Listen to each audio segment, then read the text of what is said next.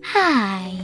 In front of me is Realme 11 Pro, and today I would like to show you how you can edit added passwords in Google Password Manager. Begin by opening Settings and scrolling all the way down right away to access Google section.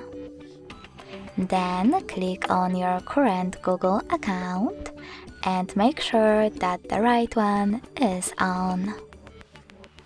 When you're ready, click on Autofill with Google, and Passwords. Now click on one of your added websites or apps. Enter your current login method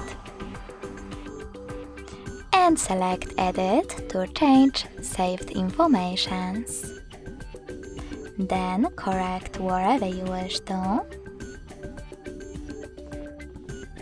and hit Save at the top right corner.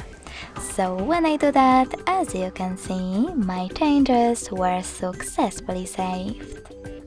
Thanks so much for watching. If you enjoyed this video, don't forget to leave a like, comment and subscribe.